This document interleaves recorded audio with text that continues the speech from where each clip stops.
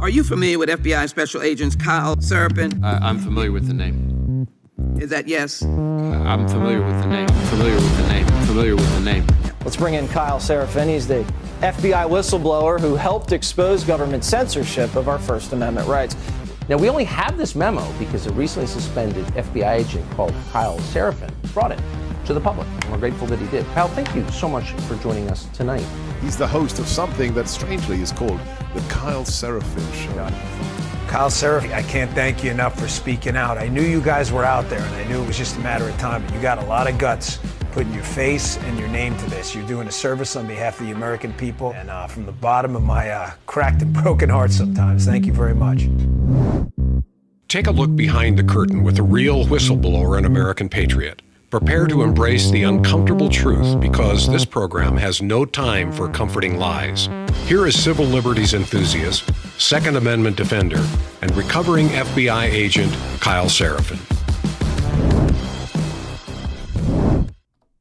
Well, hello, my friends. Welcome to the Kyle Seraphin Show. Today is Monday. It is September the 9th. This is kind of one of those interesting weeks, isn't it? We've got the September 11th, Time to Remember, midweek. We're actually going to have an interview starting off our Wednesday show. We're going to be talking about the Roman Empire. It's sort of a meme these days about men thinking about the Roman Empire. I've got a guy who's a historian who has a master's degree in history talking about that particular topic. A lot of people don't realize we always talk about the Roman Empire, but there was a Roman Republic and it didn't last. The empire did a lot longer. So we'll talk about that. Want to get into it. Today, what do we got going on? We got a debate coming up, folks.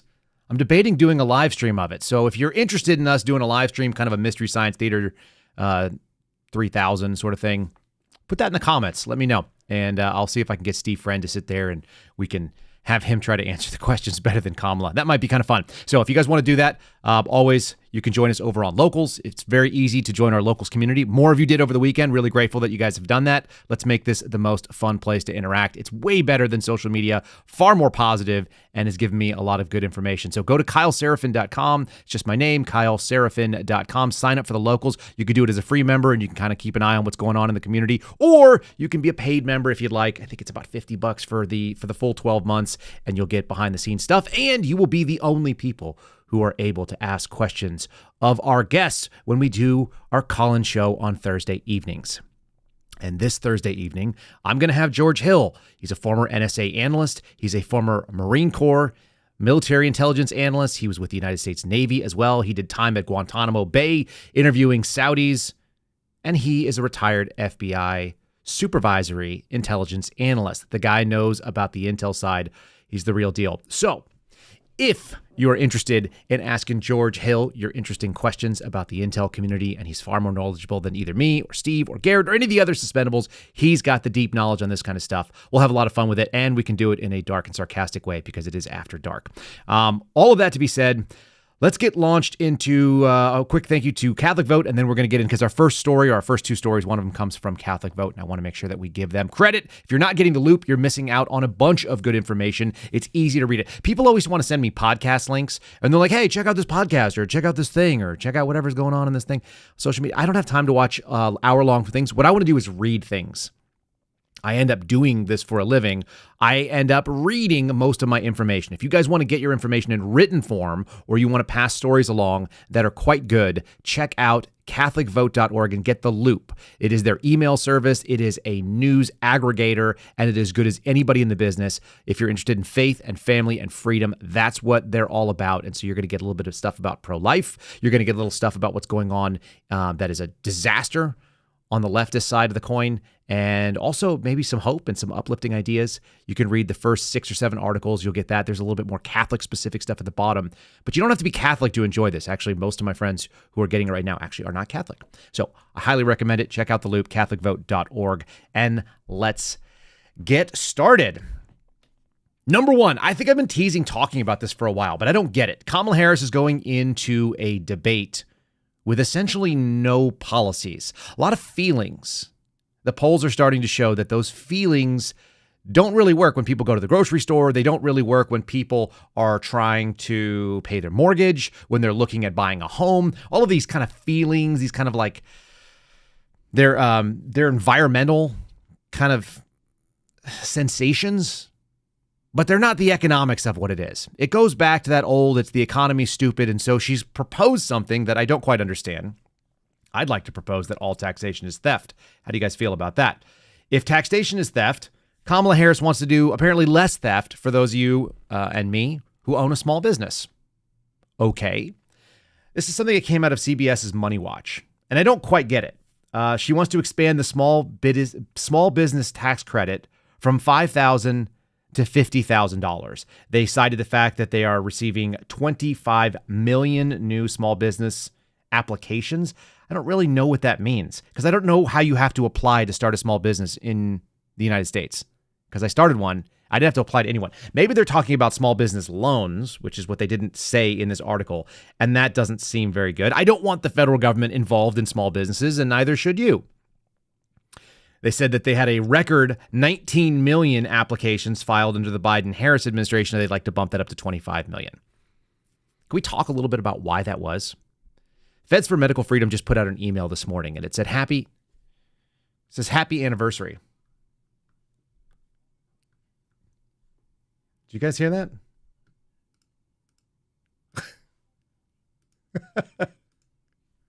Hold on a second.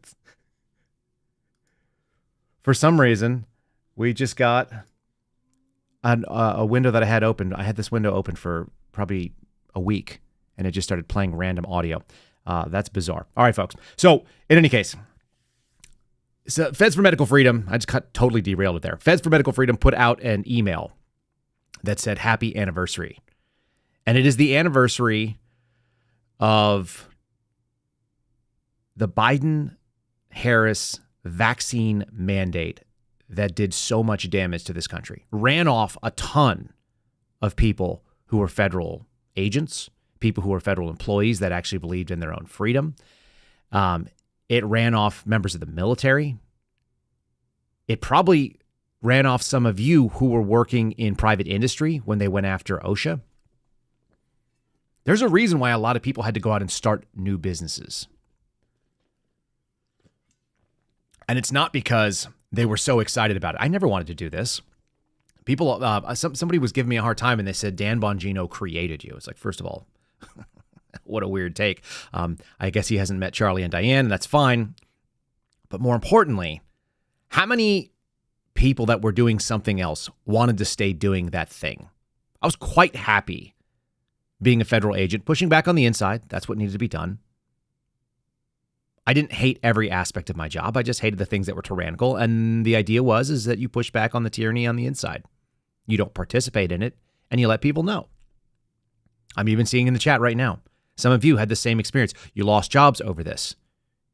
You went out there and had to go find something else to do with your time to earn a living. So this bizarre moment where they're out there trying to expand a tax credit by 10x, first of all, why is the federal government taxing that in the first place? And what are they doing with it? What are we getting out of it? We're actually going to be talking about that a little bit later on in the program. The idea that the federal government is the absolute worst steward of our money is always the case. I'm going to give you a really nasty example coming out of Ohio. So if you saw today's thumbnail, it doesn't make a ton of sense. But they want to give you more. They want to give you more of your own money back that you earned rather than them justifying how they're going to use the money that they already have taken from you. I don't get it. Here's an example on the local level. Again, local government is still not great. Generally better. This one comes out of the Catholic Vote, the Loop this morning. Blue City. The Blue City is New York City. It is the Blue City in many ways. Reportedly giving migrants $4,000 cash payments and gift cards so they can move out of the shelters because they've run out of room. This is the Daily Caller news service talking about this. So Mayor Eric Adams was talking about how smart it was. He was a smart investor because he was giving money to people that came to this country illegally. They broke our laws. And then they were shipped up to New York, whether it be through buses in Texas or whether it was the Biden administration flying them up. And then they're going to just give them cash. They're giving out cash payments and cards to migrants who have obtained permanent housing and to move out of city operations. They want to get them out of the city-operated shelters, so they're going to actually give them money so they don't have to spend other money. This is the Asylee Move-Out Assistance Program, up to $1,000 in gift cards for necessities and moving. It's a pilot program that began in December of 2023. We talked about it then. And it's a partnership with the city shelters and these housed, quote-unquote, asylum seekers who are, in fact, mostly just people who broke the law and are abusing our thing. They're not going to be eligible for asylum in any real way. Their asylum claims should be adjudicated as not asylum seeking, and they should be kicked out. The city's going to use every tool at its disposal to implement innovative and cost-effective solutions to the recently arrived asylum seekers seeking to reside in our shelters. We want to give them the next step of their journey. Yeah, except the problem is that the first steps of their journey are illegal, and there's no reason for them to be there. And who does that burden fall on? Taxpayers. Taxpayers in New York City. If they're excited about paying for it, so be it. When you take it to the federal level, that means all of us are involved. And right now, all of us are involved. It's kind of incredible to think about, like, the amount of money. I understand that a few $100s can change a month for most American families. We've done a number of stories covering down on the fact that a $400 financial emergency can devastate a financial year for most American families right now, like over 50% of them. That means people are living paycheck to paycheck. They're living hand to mouth and are unable to make the basic ends meet. If one little glitch pops up, a little bit of sand in the ointment destroys their capabilities of coping with their own problems. And then suddenly now they're looking for government assistance. Meanwhile, people that have no business being here are being taken on as a burden unilaterally by our federal government. And to what end? I continue to not understand this, and maybe some of you understand it better. My wife and I have this conversation regularly. It's like, what's the end goal here? Just voters? Destroy the country for a temporary sort of power? You can't print money forever. They must know that. They can't hand out money to people that don't earn it forever. They must know that at some level. Is this really just a group of people that think that there's an endless gravy train and that they will never run out of OPM, other people's money? It doesn't make a lot of sense to me. It keeps going on.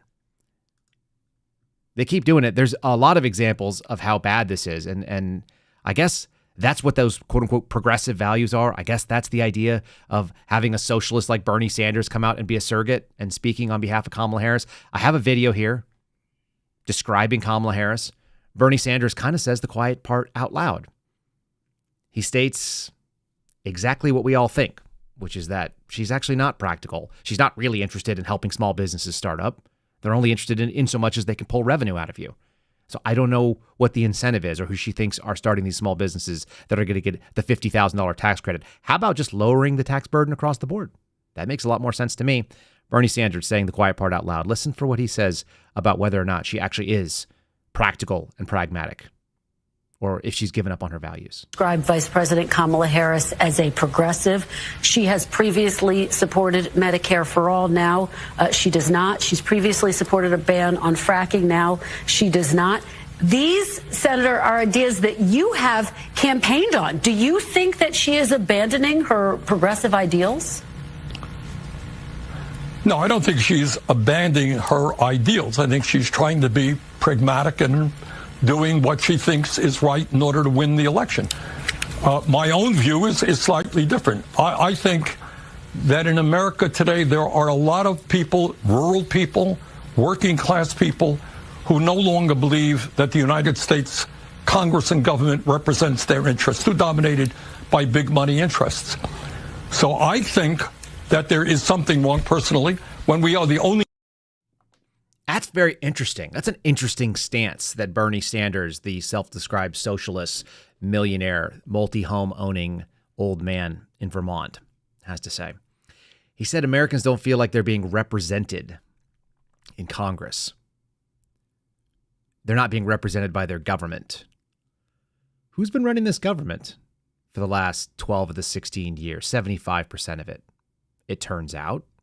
It's pretty clear. This has been a Democrat-led, a run, not just a walk, but a run to the left, and the hard left at that. And the other thing that's very interesting, I listened to a speech that RFK gave. He was sitting on stage with Tucker Carlson, and I can't remember if Glenn Beck was on there or not, too, but it was one of these things that happens over the weekend. RFK's talking about how the Democrat Party supposedly used to represent the working class, the common man. That's what he believed it represented. I'm not confident that's true. That's fine. That's his claim. And then he said that in the last election, what we saw is almost a 50-50 split between Democrats and Republicans when it comes to the voters. That's true. The crazy part is that 50% on the GOP side represents only 30% of the wealth in this country, and the other 50% represents the 70% of the wealth. The Democrat Party represents the wealth of this country overwhelmingly. Now, there maybe is an argument that because they represent the wealth, then they should have more power. But that's kind of not how we work in America. That's kind of an undemocratic thing, isn't it? These people that cry about democracy. It makes you understand exactly why they're willing to do that switcheroo, the Indiana Jones swap between the golden idol of Joe Biden and the bag of sand that is Kamala Harris. And speaking about a bag of sand, I'm making my wife rewatch 40-Year-Old Virgin, which it still holds up. They don't seem to make as funny of the movies. So now we're going back into like the 2010s and watching some of these goofy things. And it stands. And of course, the bag of sand references when he talks about touching a woman. He's never touched a woman, so he compares her to a bag of sand. So I can't help but think about that. I can't help but kind of laugh at how silly it is. And at the same time, if you've got a party that it represents all the money, and they claim they're putting on this vestige of being there for the everyman, doesn't feel good. You know what every man in my world is interested in? Having a firearm, being able to have self-determination, being able to make an income and protect their family. Just simple stuff, basic American ideas. Here's Raphael Warnock, who's a pretty radical guy in and of himself, and he wants to buy your guns back. Did you guys buy your guns from the government? I've bought a lot of guns. I can't tell you how many because I don't really know, but there are dozens and dozens and dozens of 4473s, and not one of them was bought from the federal government. Not a single gun that I have was bought from the federal government. Even the guns that I carried on duty for the FBI, not bought from the federal government. I bought from Glock directly, the manufacturer. I don't know who they think they're going to be buying these guns, how they're going to buy them back. They could, I guess, offer to buy them, but I imagine that your price and my price are going to be quite high. Meanwhile, you have this sort of claim that they have the right to take them as long as they give you some sort of compensation. You think it's going to be able to buy? Do you think they're going to buy all the Night Force scopes that I'm going to be putting on my stuff? I value it a lot higher than the government does because I value freedom and they don't. In any case, here's a little taste of sort of the more radical policy. I hope Donald Trump holds her to account on the border, on the economy, and on this radical position on guns. I think that self-determination, especially after COVID, is going to be a lot more interesting, even to people on the left. They just don't want to see this kind of crazy stuff. I don't care whether there was a mass shooting and some 14-year-old kid went and shot it up. We got a little story about that a little bit later. No, this should not move the needle. Americans should stand up for their own freedoms. Warnock doesn't think they will. Should she also be, in your opinion, supporting a mandatory gun buyback program? Listen, we're not going to be able to get where we need to go without action in Congress. We've got to pass some laws to deal with this. Now, I was heartened by the fact that 2 years ago we finally did a gun safety law, the Safer Communities Act, and it was the first gun safety law we passed in 30 years. 30 years. And it was modest, but it did save lives. But clearly, in the wake of what happened just the other day in Winder, Georgia, it's not enough. And the least we can do is move forward on the bipartisan spaces where ordinary people agree. Clearly, there's a disconnect between what the people, the American people, want and what they're able to get out of their government. Again, 87% of Americans believe in background checks. And yet I hear politicians say that it's not guns who kill people, it's people who kill people. And yet we don't even want to know who those people are. Does he not really want to know who those people are? Because I can tell you the statistics are actually really clear. The single largest block of people killing people They happen within his ethnic group. It's actually really not that hard to find out who's killing people in this country and who is in the most danger of being killed. It turns out if you want to avoid being a victim of crime, it's mostly done with handguns. That's where homicides happen. Overwhelmingly, a huge number of homicides happen with handguns. And you can just look around. Look at inner cities. It's black young men between the ages of 16 and 45. That's who's doing the killing, and that's who's getting killed overwhelmingly, which is truly sad. So maybe worry about the cultural problem and don't try to ask me you don't know who it is. We know exactly who it is. Ask any law enforcement officer in this country who it is. The second biggest group is Hispanics. Again, not all Hispanic people, obviously. A small subset of that population that gets involved in violence. It almost always involves drugs because drugs are a way to make money. Not up for debate. It really isn't. Like, the problem, we already know it. We can address it if you were being honest. But they're the party of wealth, and they want to use the party, their division to go after it. And for some reason, they think that their voters are dumb enough to vote along with it. I don't know if that's going to be the case. The polls are falling right now. The fake shine that they put on Kamala Harris has fallen off. It's not there. It was always fake. Why? Because she didn't earn a single vote. So they're running somebody that doesn't make a lot of sense. And in the meantime, the policies under Biden and Harris have been atrocious. Mostly for people who don't have a ton of money. Inflation always hits people who don't make a lot of money the hardest. And so they're masquerading around as this group of people that are mostly interested in trying to help out and do good for the common man. No, they're not taking care of those people that were their charges, that they've sort of represented themselves to do. People with like lower income, the lower socioeconomic groups, they're screwing them. And they've turned from it's that meme of the guy who's walking with the girlfriend and he's looking over his shoulder and he's walking with the girlfriend and the girlfriend is like, impoverished American citizens with low income and looking over the shoulder. And the one that he's looking at are like illegal aliens who represent future voters. That's what we're seeing. And he's doing the whistle or whatever you call it.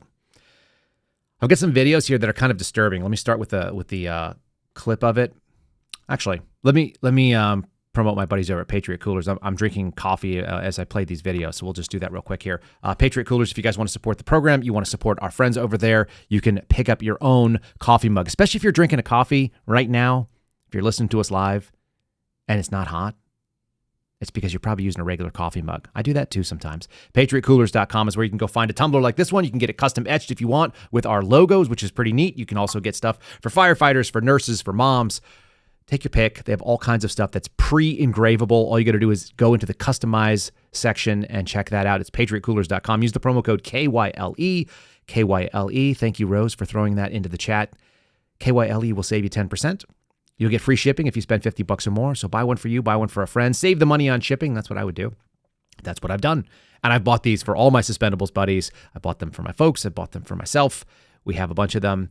My kids are just almost old enough to actually get their own. PatriotCoolers.com, promo code KYLE. Save yourself that little cash and let them know we sent you. All right, let's do this. This story apparently was all over. I don't know if it's like an information op. Sometimes I see things popping up on Twitter and I can't tell if it's being naturally produced because of what my algorithmic interests are or whether it is being sort of grassroots or whether it's being fed to me because there's something nefarious at foot. But this woman... She says she's being forced out of her home, 45 years. She has an elderly husband. I'm going to play you the video of this lady who you're seeing on the screen. But I want to read to you. This is coming from the Daily Mail. It's never a good sign. Foreign newspapers are reporting on what's going on in a small town in Ohio. They had 60,000 residents, and then they imported 20,000 Haitians. Now, Haiti doesn't seem to be a very nice place. I know some people that visit there, but they only do there to go and do charity work, and it doesn't seem like a place that I want to go hang out. They've had a lot of civil unrest of late.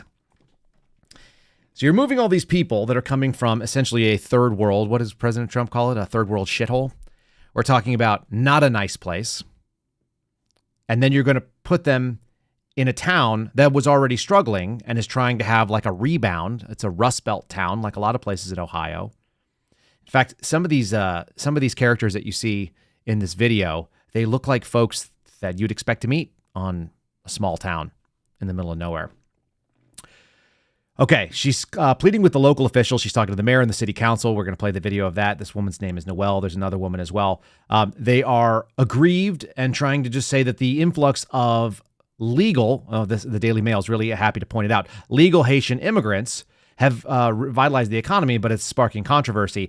Essentially what they've done is they've changed the cost of living because there's put a huge amount of pressure on it by adding 25% to the population. That's part one. Number two, there are people that do not understand American culture, American values. They don't know how to drive. That's going to be relevant, and we have a video of that as well. And they're eating pets. They're eating ducks in the park. I'm going to let them testify in their own words. So I want to play some of these things. Let's start with this woman, Noelle. She's talking about how she's getting forced out. You can tell this is not a right-leaning, heavily conservative type lady based on the way that she's speaking. She sounds like a liberal. She sounds like a nice lady who has a lot of maybe fatal altruism is what I like to call it, that sort of suicidal empathy where they're willing to destroy themselves on behalf of someone else. Listen to her talk about the homeless people, and then she moves in to saying that this is a bridge too far. Noelle? Thank you. I live at 426 Northwestern Avenue. Miss Skinner, who I'm not trying to put on the spot, is my neighbor. Just talk to me, ma'am. Thank you so much. And I'm done with what I'm seeing. It is so unsafe in my neighborhood anymore. I have the homeless that were trying to camp out, and I have made concessions with them, and I try to help them the best I can to keep them from trying to squat on my property. But it is so unsafe. I have men that cannot speak English in my front yard screaming at me, throwing mattresses in my front yard, throwing trash in my front yard. And I can't. Look at me, I weigh 95 pounds. I couldn't defend myself if I had to. My husband is elderly, and last night, after living in this home for 45 years, he said, Noelle, guess what? It's time to pack up and move. He said, we can't do this anymore. He said, it's killing both of us mentally. I don't understand what you expect of us as citizens. I mean, I understand they're here under temporary protected status, and you're protecting them, and I understand that our city services are overwhelmed and understaffed. But who's protecting us? If we're protecting them, who's protecting me? I want out of this town. I am sorry. Please give me a reason to stay. Thank you. Thank you. No reason to stay. They don't want to do it. So what do they expect? Did you notice how she said that? Because this is a left-leaning thing. When you believe that the government is sort of your God, when you believe that the government is the thing that grants and gives you things, she said, I understand that that they're being protected by you, but what do you expect of me as a citizen? This is the wrong question, dear, and this is why you're in the situation you're in. You demand things of your government. Your government's job is to serve you. You don't serve a government, and especially not as an American. This is not the way that citizens talk. That is the way that subjects talk. So I got an article here from the New York Times. I've got two, actually. This story comes from about a week ago. It was published on September the 3rd. And it says how an Ohio town landed in the middle of the immigration debate. Jobs have attracted thousands of Haitians to Springfield, Ohio, and the employers were ecstatic. Why? I don't know why. But then an immigrant driver was involved in a fatal school bus crash, and J.D. Vance entered the fray. So this is a Republicans pounce sort of story, I suppose. It's been more than a year since a minivan veered into oncoming traffic, rammed into a school bus on the first day of school, killing an 11-year-old boy and injuring 23 other children. Why are they driving here? I understand that they have TPS, that's temporary protective status. They're driving because they've been given all these privileges, but they don't earn them. They haven't earned them. They should be in the same way that we had the Afghans hanging out in one place, most likely. If you're waiting to go back to your country, it's not like we're stabilizing that country. We're bringing them in and we're integrating them into our businesses. They're getting jobs. They're driving on our roads. Anybody who's been out there on the roads lately know that the more often you put some of these people that don't know how to drive, and some of them are Americans, by the way, some of them are just teenagers that are sitting and looking. That's always been a hazard. But we don't need to import more garbage people that don't know how to drive. It set the stage for a fraught chapter in the debate over immigration. This one was magnified by J.D. Vance. Of course, he's the junior senator from this state, so bad man, of course. The Haitians are new to the region. They come from an island in the Caribbean, and they are now living in the American Midwest, driving cars, probably like they did on the island. I remember hearing something from one of my oldest brother. He went to Egypt, and he said, "You ever been there?" I said, "No, I have not." And he goes, "Nobody has any headlights." And I said, "That's kind of weird. Why is that?" And he said, "Because once the headlights die out on the vehicle, they don't replace them." And I said, "Oh, well, do they run into each other?" And he said, "Yeah, there's like 1,000 car accidents per hour. People just play bumper cars." There's a different set of values that exist in other places. If you've ever been to Europe, you know that they have smaller roads. They have more narrow roads. They drive fast and they wing by each other. They don't have the same sort of values as Americans do. Americans value their stuff and their space and their freedom of movement. And we sort of expect that you're going to have some financial responsibility and that you're going to be liable for something you do. If you come here illegally, which was always the case that I saw when I lived in California as a kid, when I was in Texas, you have these people coming in, whether they be coming from Mexico or Central America, and they get a vehicle and they don't hold financial responsibility. You now have to carry additional responsibilities. You have to start carrying uninsured motorists, don't you? Now, are there Americans that do this? Of course there are. They're irresponsible people in every society. But is it not insane to think that we are going to bring people in that don't even understand the values?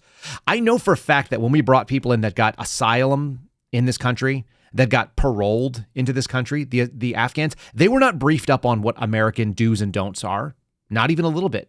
They didn't get an intro to America. Here's what the Constitution guarantees you. Here's what your responsibilities are as someone who's not a citizen of this country. They didn't break that out. These people went right back to what they were doing in some tribal hut in the middle of Afghanistan. They were grabbing women by the hair and saying, "Now you're my wife." And she's like, "I don't want to be your wife." She came from a city. She thought that there were some rules. This guy didn't know that. And now you have a base commander at like Fort Bliss or an Air Force, colonel or general that's trying to sort that out in the middle of White Sands, in the middle of Holloman Air Force Base. Like, it doesn't make any sense. It's absurd. You're bringing people in that will destroy your country because they don't understand what your country was about in the first place. They're not here to participate and assimilate. They're here to just hang out. Temporary protective status is not permanent. This says in the last census, there were about 58,000 people that lived in Springfield. And they estimate as many as 20,000 Haitians came in, most of them since the pandemic. That is a very, very short amount of time. And so, of course, things get hairy. And it changes the dynamic. I've got another New York Times article I'll do, and then I'm going to play you another video. And this is a guy talking about the costs. Even as the Biden administration deported some Haitian migrants, they were letting others in. More than 1,000 were deported. This is going back to September 22nd. Now we're talking 3 years ago, 2021. 1,000 were deported, but thousands are allowed to stay. Sometimes they request asylum. Sometimes they're giving temporary protected status. That TPS is specifically because of the things that are going on in their nation and have been for years. Isn't that interesting? Here's what I want to show you, because this is where it gets real. Another program over here that allows 30,000 migrants from 4 countries into the United States each month. And the judges said that's fine. This was from March of this year, right? So this continues on, and then you end up with this one. This one is really wild. The Biden administration gives temporary protective status, this TPS I just said a few times, to 309,000 more additional Haitians now protected from deportation back to Haiti because there's widespread gang violence. It is not our job as a country to take on people because their country sucks. That is their job. I'm sorry. A lot of the world, most of human history has been categorized and has been documented to show civil unrest and a lack of civilization, which is why you end up with people eating somebody's pet in the front yard. If that's your normal, you don't belong in American society. Period. The picture you're seeing on the screen right now comes from Yuma, Arizona. People coming in over the southern border, people coming in and being flown in, people, there were pictures when I was doing the search of hundreds of people falling off boats, washing up in Key Largo, Key West, coming in to the mainland of Florida. We're providing this humanitarian relief to Haitians already present in the United States, given the conditions that existed in their home country as of June 3rd, 2024. Who is that?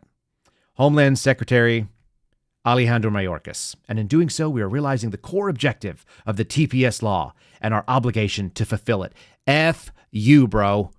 What you are doing is subverting this country by bringing in people who have no business being here. They don't understand what it's about. They're not asking to participate. What they're looking to do is continue their crappy and low-level way of life, their third world. So instead of us raising them to the level of American first world economics, American first world expectations, no, they are driving down to third world garbage, the places where you dump them, and you dump them in mass. If you were to sprinkle these people all over the place and you had a Haitian family here and there in larger cities, you put a couple of dozen in a place where there's 100,000 people, they would blend in and they would be forced to assimilate. Instead, what you do is the same thing that's happened in Minnesota, where you create these ethnic enclaves.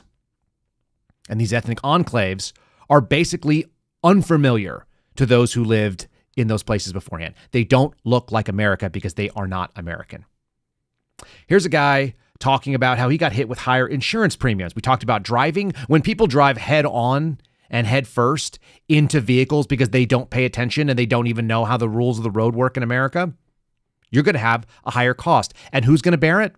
People who follow the rules. It's not going to be people who don't, because they don't pay anything. They're the ones destroying stuff. This guy is pissed, and rightly so. He has nice vehicles. I saw the pictures. We may or may not show them on the video, and I'm going to show you a montage. There's dozens and dozens of these insane crashes that keep going on, and that's why it's more expensive to do business. Check this guy out talking about it. So fucking mad right now. So I just got off the insurance company. Got off the phone with the insurance company, and was told that my insurance went up because of the cost of doing business in my area. I have two vehicles, two nice vehicles that I'm took a loan out on, and both of the drivers, me and my wife, have good driving records. No accidents in over, she's never had an accident. I had an accident when I was a teenager, so it's probably been over 15, 16 years ago I had an accident. And my insurance has gone up over $100 a month within 6 months. I pay over $420 a month for insurance for full coverage on 2 cars. They're nice looking cars. So I live in Springfield, Ohio, where the influx of Haitians are, and we have had an enormous amount of car accidents because they don't know how to drive. So now, because of that, my car insurance has gone up significantly. Nothing I can fucking do about it. So I'm going to share with you a video montage of a bunch of Haitian-caused accidents. Cue montage.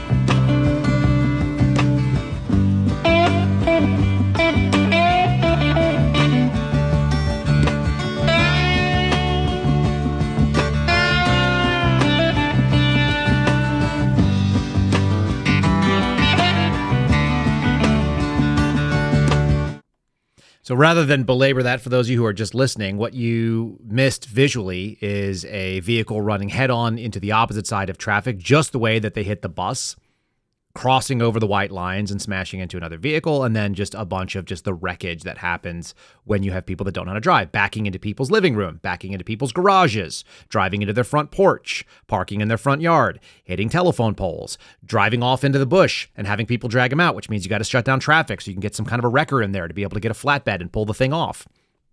A lot of that. It makes the area that you live unrecognizable when people don't understand the basic rules of the road. My 3-year-old calls out every single stop sign that we see, which, by the way, is amazingly fun for all of us. My wife and I just roll our eyes at this point. But every time he sees a stop sign, he's learning the rules of the road. He hasn't even hit 4 years old yet. My 7-year-old knows how to use a brake and a gas pedal. I put her in a little like mechanized electric Jeep, and she drives around, and I give her just instructions. She struggles sometimes with left and right, which is always funny because people always laugh at me. I'm like, no, make a right, honey. And she was like, I'm like, no, you're military right. She's like, I wasn't in the military. I'm like, well, it's the other one, the thing you do when you're a dad. But my kids have figured out how the rules of the road work, and they're figuring it out before they hit 10. They're years and years. They're a decade away from driving. My 3-year-old son knows what the red light and the green light mean. It doesn't appear that that's the case for the people that are living there in Springfield. That's tough. That's tough to deal with. And that's why this story and this woman, she's the heavyset lady that's going to be talking next. She goes on long. Unfortunately, the microphone that they have at this city council meeting, like so many of them, people either don't know how to use them or they're just really badly calibrated. But her story is heartbreaking because she's telling a story of the death of her town. And you can't help but feel some sympathy for that. I might play this a little bit longer than normal. And then we'll go to a social media influencer who's sitting there trying to call these people out as well. And then we'll move forward. The fact of the matter is there's real problems going on right there. And these are the actual consequences. I would love to see Donald Trump hold this lady accountable in the middle of a debate over these topics. I was out and about yesterday, driving around Springfield. I was looking at the giant holes in some of our buildings. I noticed all of the old familiar spots bearing new signs in an unfamiliar language. I watched as groups of strangers walked around the city like lost tourists, and it was like a punch in the gut. A terrible sadness came over me, and I began to cry. I immediately started to think back to when I was little, walking from my grandma's house on South Fountain through downtown and all the way to Snyder Park, going to Wren's to get new school clothes and shoes, the excitement of the mall for lunch at the Blue Fox, or even better to see Santa, riding down High Street, admiring the beauty of those stately homes and their amazing architecture, dropping pennies in the fountain and making wishes. And now, all those warm memories are becoming fuel to the fire of anger inside of me. I feel like we have been invaded by some sort of pest. I'm angry that my friends and family are packing up and moving away. I'm angry that foreigners are using up the resources that were set up for the Americans that reside here. I'm angry that another country's flag was being flown in our city. I'm angry when I see our businesses and recreational areas littered with garbage left by people that do not know or understand our laws and culture and are making no attempt to learn about them. And let me be clear, this is not about race. This is about people being given the privilege of coming here from another country and having no respect for our people, our land, or our life's work. People living their life here the way they did in Haiti, angry, stealing, polluting, living in filth, and acting like animals. These are not civilized people. Opening containers in our grocery stores, helping themselves to what's inside and throwing the rest onto the shelves and floors. Pulling off of the highway to publicly clean and gut the roadkill lying there in front of anyone that passes by. Stealing animals from farmers and leaving their severed heads at the side of an old school where children play. Relieving themselves in public. Making some barbaric stew out of the birds that live in our park. This is insanity, and it has to stop. What will become of Springfield? Where will we be in 5 years? The thought terrifies me. Will it be some sort of dystopian wasteland with most of our original residents having moved away and those that cannot afford to move being locked inside their homes, living in fear? She's exactly right. Isn't she? What I'm showing you on the screen is the scene of that school bus crash. The school bus is on its side, folks. This is from an article that comes out of, what is this one called? An explosion. Yeah, this is from the Daily Mail as well. Again, being covered from overseas. Explosion of newcomers in dying Ohio town boosts the economy after decades of shrinking population, but not everyone's happy about it. Probably the people who are getting destroyed. Wouldn't it be nice if the businesses were hiring folks who belong in this country that have a legal right to work there? That's not what's happening. And she mentioned things about racism, which is always the claim. This is very interesting. This is a DOJ case, from what I can tell. Springfield man admits guilt in Haitian hate crimes. If you're watching this program and not listening to it, when you hear about a hate crime, you think there's some sort of racial animus there. No. It's a 21-year-old black man. His name is Isaiah Eubanks. He apparently had targeted and attacked at least 8 Haitians between January and February of 2023. He was going on a spree of robbing them and was convicted and given 20 years in the U.S. federal prison system for committing federal hate crimes attacking Haitians due to their national origin, which they are protected. These are people that don't even belong in this country. And now we're going to talk about a hate crime. And the hate crime is a black American guy robbing these people. Should he be robbing people? Obviously not. But he got hit with federal charges, what would otherwise be local crime. Why? Because the federal government is willing to butt its nose in here and get involved in this racial conflict. They're making it a racial conflict, rather, between a black guy from the United States and black people who are coming from an island where they live like animals. This, and when I say live like animals, I'm not just making this thing up. Listen to this insanity. This is from body cam footage of a cop. When it starts sounding like a little bit more aggressive, it's just changing from one cam to another. There's more road noise, so there's no shooting or anything like this. It just gets loud for a second. Listen to this. What on earth are we talking about here? What did you do? Why'd you kill the cat? Smile for me. Smile with your teeth. Go like this. Did you eat that cat? Did you eat it? No, why'd you kill it? Did you guys see all this? No, we pulled up and she was just laying there with it. Did you see her eating it? Eating it. She was eating it? Yeah, she was. You call the Humane Society, see if they'll come pick this cat up. It's deceased. Yeah, if you watch the beginning of that camera, I've watched it a couple of times. She's eating a freaking cat in the middle of somebody's driveway. So that's where you get this story of this guy talking about people. She talked, the woman that was pleading, talking about turning animals into stew, some sort of barbaric stew. Yeah, they're like capturing ducks and geese from the local ponds. I don't get it. Why do we need that in America? We don't need that. We got enough problems already. We've already got people that are running the national end of things that are screwing up the economy for people that are just trying to do the right thing, let alone people that don't even understand what the rules of the road are here, literally and figuratively. I think it's like kind of odd that like a guy like me has to come out from doing what I do on a daily basis to have fun, because I see what's going on in these streets, and I see you guys just sitting up there in them comfy chairs and suits, and I'm getting out here every day and I'm broadcasting this, and you guys are just sitting up there in suits or something. Like, I really challenge you guys to get out here and do something. These Haitians are running into trash cans. They're running into buildings. They're running into... they flipping cars in the middle of the street. And I don't know how, like, y'all can be comfortable with this. Like, I don't know, like, who's getting paid from it. I honestly feel like someone's getting paid from it in the background. You got a bunch of people on a bus getting dropped off at a gas station to come down here. I know a single mom that FaceTimed me this morning at the welfare office that really need something. And it's nothing but immigrants over there. And I don't even want to seem like I'm coming down on the immigrants, because it's the people that's bringing them down here. Because wherever they're at, that's what they're used to, bro. They're in the park grabbing up ducks by their neck and cutting their head off and walking off with them and eating them. Like, y'all get the Highway State Patrol down here every week, and then y'all get like a task force for the Highway State Patrol. So he goes on to talk about how there are police officers that come in from out of the area. They're part of the state patrol, and they set up and they grab people that are making illegal U-turns or that are speeding a couple miles an hour. He's like, where are these people to pull over the illegal Haitians that aren't driving by the rules of the road? How come you can't stop them and intervene when they're killing off animals in public? I guarantee you there are some local statutes about whether or not you can kill a duck that's hanging out. I guarantee you there's some hunting laws, whether you're using a weapon or not. You can't just harvest animals randomly in the park. What you just said, I've eaten Parkburg.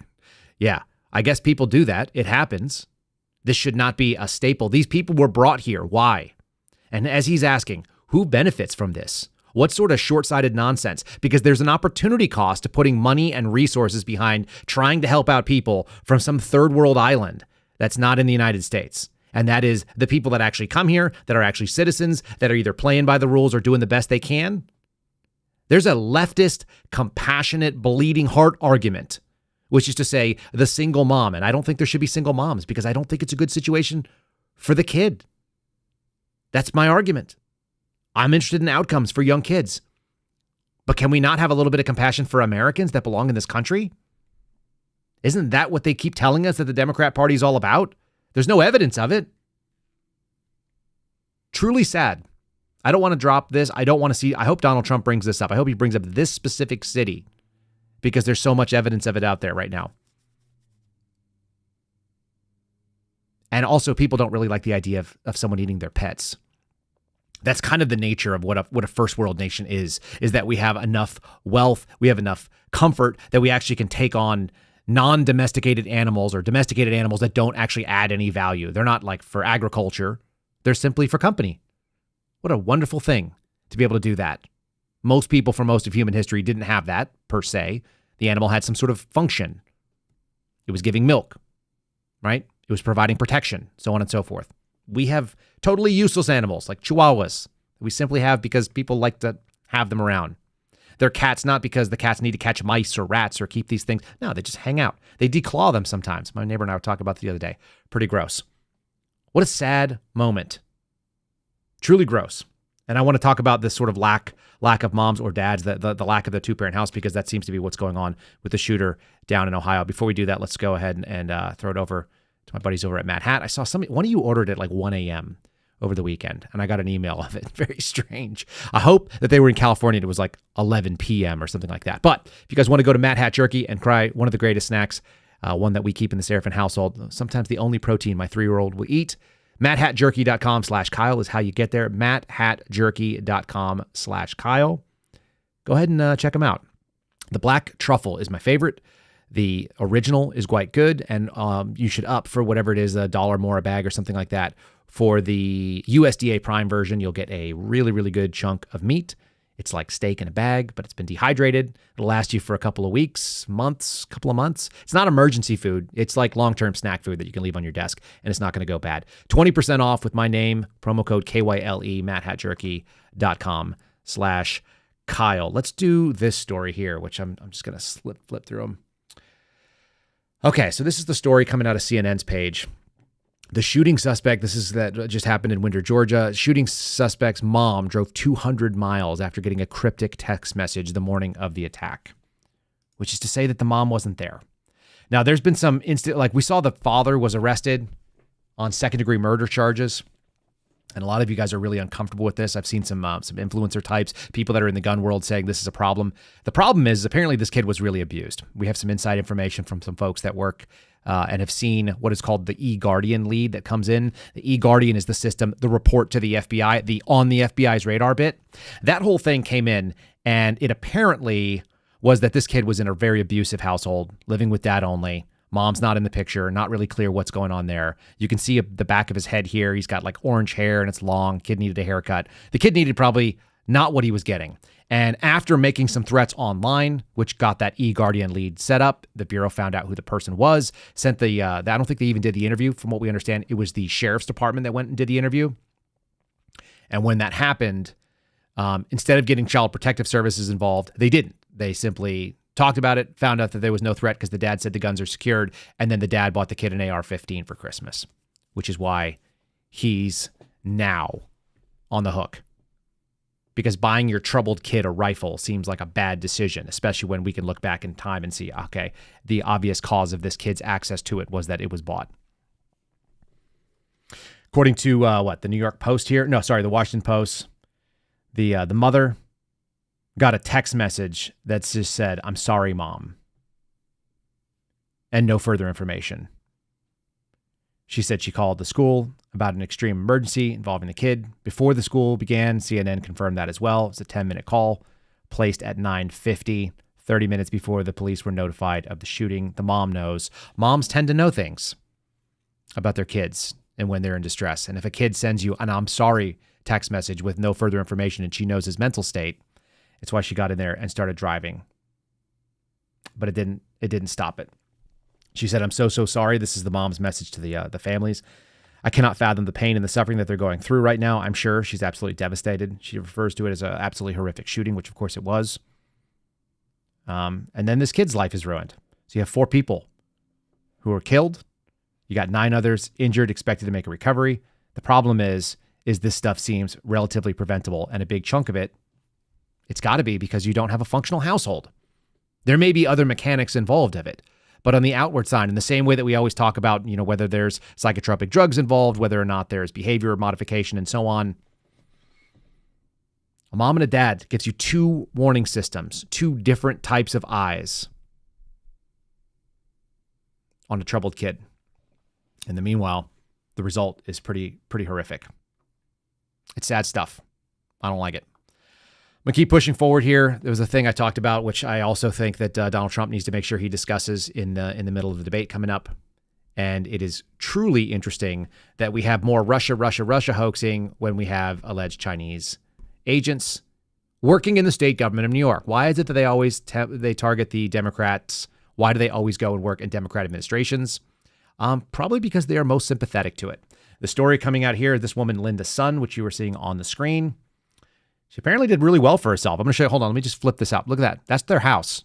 A little over $3.5 million in Long Island. Nice place to live. That's pretty idyllic. It's very green and lush. In any case, this woman is accused of violating FARA. So you get this sort of DOJ acting like they're somehow down the middle. This woman was representing the People's Republic of China professionally while working.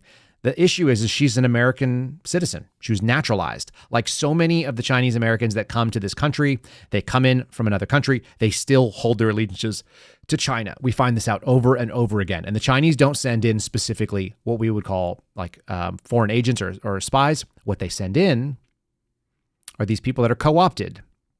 They're working on behalf of the Chinese government through cutouts, through family connections, because they have a innate and ideological sort of lean. And a lot of this stuff is never charged as crimes. A lot of the things that she's doing right here, this influence peddling, it would fall into an espionage investigation, except there's no classified material that's changing hands. It's simply moving public policy, which is not necessarily illegal. And as long as she registered with FARA, by the way, she probably could have gotten away with doing this forever, because who looks up that stuff?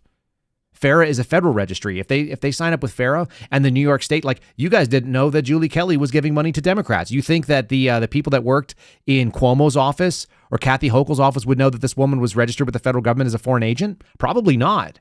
It turns out it's easily avoidable. And the number of people that we saw that were on the federal side investigating that were involved in these advocacy programs on behalf of the Chinese government, despite being quote unquote American citizens now. And I'd say quote unquote only because their allegiances are not to the United States. The number of them is pretty high. They're just not committing any actual crimes. I worked in almost every university. There's going to be some of these. A number of either professors or major staff members in the administration that are subverting the will and using public funds to benefit not the United States. There's no pushback against it, which is very interesting to me when you see this sort of like crying about Russia. All right, as we start getting ready to lock this thing down for the day, I want to tell you, it is not all bad news. I've got two things that are good news to get us kind of starting off our week. Number one, government shutdown threat looms over the Congress's return, coming in reporting from CBS. I don't know why I think that's good news. Yes, I do. So do you.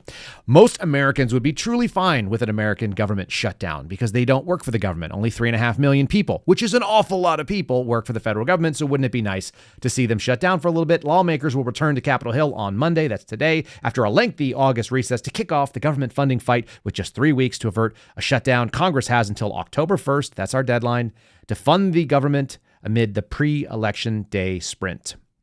And with the abbreviated timeline, lawmakers will almost certainly need to pass a stopgap measure, a continuing resolution, leaving full year funding for a later date. As usual, we can pretty much expect them to kick the can down the line and not do their job. That's what they do. That's what the federal government is all about. It is sad. It is gross. It's certainly not the way that I would like to see it done, but that's what will most likely happen.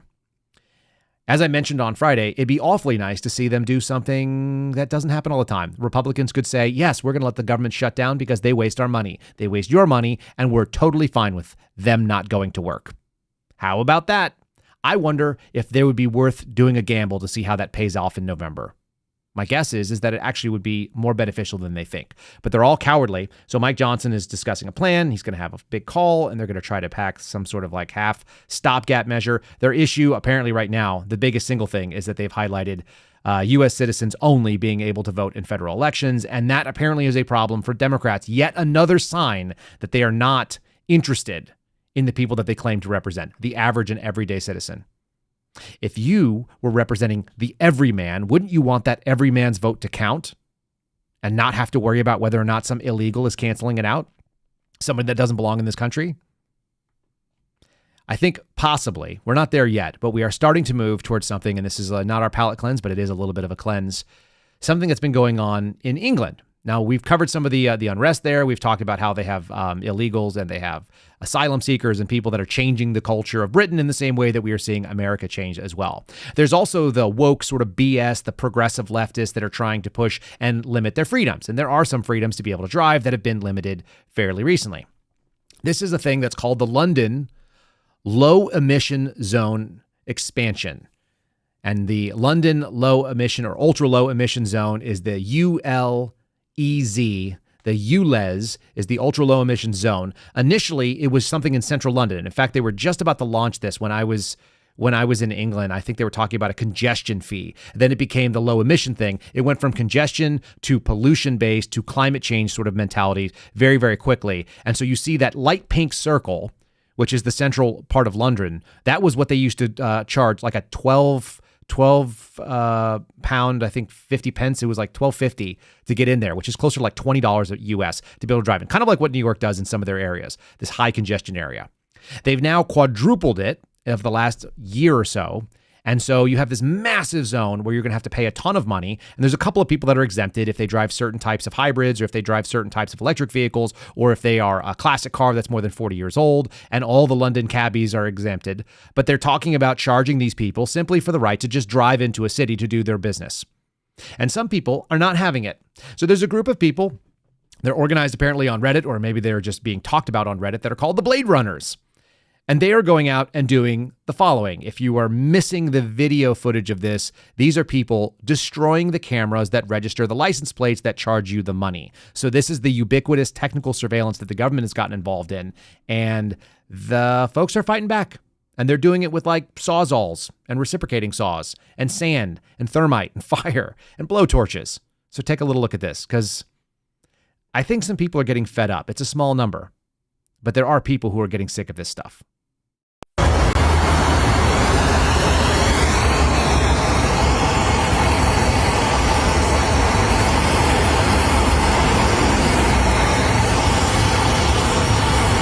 Be on the deck. See you later. Have some of that. Timber! I'm going to get this face off here. Someone's burnt this one here out. Been put out with a bit of sand here, but yeah, looks a bit fried up. It's going to be another refit. Going to do something. Put out a bit of sand there. ULEZ is looking a bit. Here at this one, folks. Clean cut through on the deck. Have some of that. So yeah, another one done. Another one gone. Another one. Good boy! Oh, there we are, folks. Monday afternoon. Brand new. There we are. Boss! Here on Falling Lane, we've got another one falling over. Been out to this one now, it was alright until they put this epoxy thing on it, and now it's falling over again. So yeah, bit of damage report in the morning, folks. Damage report in the morning. Looks like they've already been out. So there you go. That's what happens when people get fed up. And this is not just a couple of people that are doing it in isolated ways. They're using spray paint on the cameras. They're using blowtorches, and they are cutting them with those Sawzall, which seems very, very effective. If you ever use one of those things, they go pretty quick, especially because most of those poles are probably like spun aluminum. Interestingly enough, it's not just a few. It's a lot. There have been about 795, quote unquote, crimes related to these ULEZ cameras between April and September of just last year. There were 200 of them stolen outright, and 595 of them were being damaged and or destroyed, cut and dropped and beaten and broken. That's what happens when people start acting like citizens and they say, no, we're not doing this. We're not going to have you monitor our movements and charge us simply for driving on roads that we're already paying for, because you have some sort of climate change agenda that you're worried about running on us. Good for them, honestly. I don't generally condone like violence, and I don't condone people doing vandalism, but destroying some government garbage, I think it's amusing. And I like that it's seeing like some people in Britain have a spine. It's nice to see. Yeah, someone just mentioned the Boston Tea Party in the chat, and that's correct. The tea goes in the harbor. When you have that attitude, you stop asking the government for your rights and you start demanding that they serve you or they get the hell out of the way. And that's okay too. Our 5-star review coming today right now is popping on from Bob Wicks. Mr. Wicks says, Kyle does the best interviews in the business. 5 stars. I love Kyle's show. My favorite are when he interviews people. His style is great. He's a good listener and great questions. Kyle is part of my daily routine. Thanks for being here, Bob. We do appreciate you. And more importantly, I will remind you again on Wednesday, on September 11th, we will have an interview talking about some historical analogs between the Roman Empire. And I'm going to do my thing, which is that I don't know all of that stuff. I did study Latin for 6 years, and I did join the Junior Classical League when I was a kid. But that doesn't mean that I have a master's in Roman history. So I will be asking questions, and you guys, if you have any of them, be part of our subscribership. Be over on Locals, again, at kyleserafin.com, and you can send me some of the questions that you might like answered. I'd be happy to ask them on your behalf. We'll sit and listen, and we'll learn, and we'll get a little bit more on that sort of retrospective day, which really did change the way this country has worked, and I think has been unfortunately, was used against us. Our instinct to protect our homeland was used to actually subvert our freedom. So we'll talk about maybe some of that. Lastly, I do have a palate cleanse for you today. Something kind of funny. I don't hate immigration per se. In fact, some of the funniest people can be immigrants. These are some guys from Nigeria who have some very funny ideas. You might use this, gentlemen. I'll just let you know. You might use this at work when you're sitting and talking to your coworkers. Probably not ladies, but men. You can snap your fingers and make sure that your friends forget that they're gay. You want to try? Watch this. If I snap my fingers, you'll forget that you were ever gay. I was never gay. Exactly. Wait, no, stop. Yes. No, stop. You can't. I was never gay. Okay. No, I was never gay. Sure. You can't just state something and snap your fingers and then be like, I was never gay. If you say so. If you say so. Sometimes that kind of humor, that's the kind of stuff that my friends and I get into. I haven't done this one specifically. So guys, let me know if you try it and how it works out for you. Until then, we'll kick this week off. Hopefully it will be not insane. And again, if you want to see a Steve Friend, Kyle Serafin commentary on the live stream to make you can handle the debate between Donald Trump, Kamala Harris, which is scheduled to be this week, then we will do it. Let us know over on Locals. Let us know on social media. Let us know in the comments below. Make sure you've liked, subscribed, shared the video. We'll see you again tomorrow. God bless you. And have a great Monday as you get started. Thanks for listening to The Kyle Serafin Show, streamed live weekdays on rumble.com/Kyle Serafin. Follow Kyle on Twitter, Truth Social, and Instagram at Kyle Serafin.